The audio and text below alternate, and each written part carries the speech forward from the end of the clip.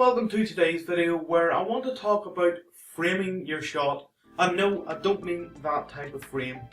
When I talk about framing your shot, I mean how you decide or how you set up the actual shot and what your video is going to look like to the end user. Now there's certain things that you need to consider when you're setting up a video, and of course you're setting up your video shot. The first thing I want to discuss in this video is the types of shot that you can use when recording a video, and there's three basic types that you should remember at all times when making videos.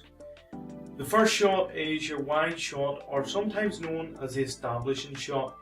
Generally what happens there is it's a full width shot, and what you get to see is the surroundings, the bits and pieces that's out around the subject, just to establish where he's standing or what he's particularly doing.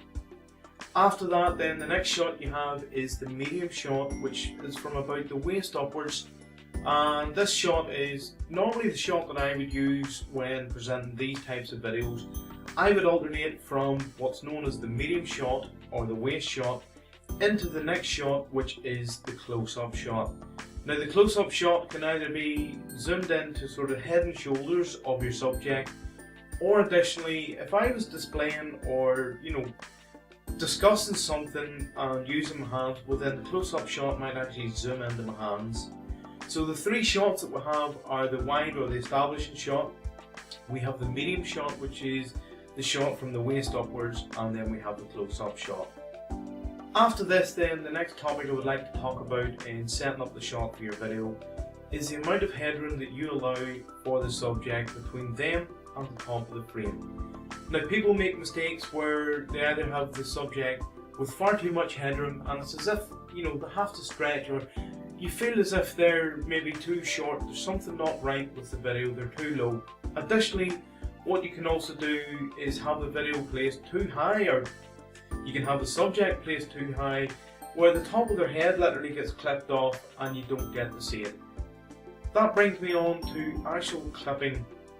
In a video, sometimes you might need to use masks, or you might need to, keep the subject to one side where the whole camera isn't catching them. I've been guilty of this myself in the past, and sometimes you can reach your hand out too far, and if the shot's been cut or masked, well then your hand seems to disappear into nothing.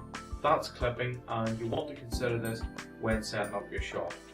After that, what you need to do is you need to consider the actual subject themselves and their clothing, because their clothing might, they might make them merge into the background. It could sort of camouflage them into the background, or they could be wearing sparkly or sequin type material that could reflect when the light starts to shine on it from the video shoot. Or even worse is when the lights go on, some of the clothing can go see-through, and you need to be aware of this before you start setting up your shot. The final thing I would like to talk about in this video is the actual video background, or what's going on behind the subject. Now this could be a distracting bedroom with messy clothes lying everywhere. The bed isn't made, the cupboard doors are hanging open, it just generally is not nice. Additionally, you see people taking other shots around their house, and there's maybe images of their family or portraits of their dog on the wall, or there's a door in the background. Really what you want to do is you want to pick somewhere that has a clean space and a neutral background and use that background. Additionally, you don't want the camera to be facing towards a window, because this can affect the exposure and it can wreak havoc, literally wreak havoc, when you go to play back the video and you look at the video quality that you have. So that's it for today's video tip on framing your shot and setting up your shot for videos. It's a few simple pointers that you should consider when you're setting up your videos, and hopefully if you sort of hit each one of these points, generally you shouldn't have too bad a shot for your videos. I hope you've liked today's tip, and of course if you're on YouTube, please subscribe to my YouTube channel. Additionally, if you have any comments or questions you would like to ask, then please leave them in the comments area below. So thanks a lot for watching. My name's Chris Cole, and I'll speak to you soon.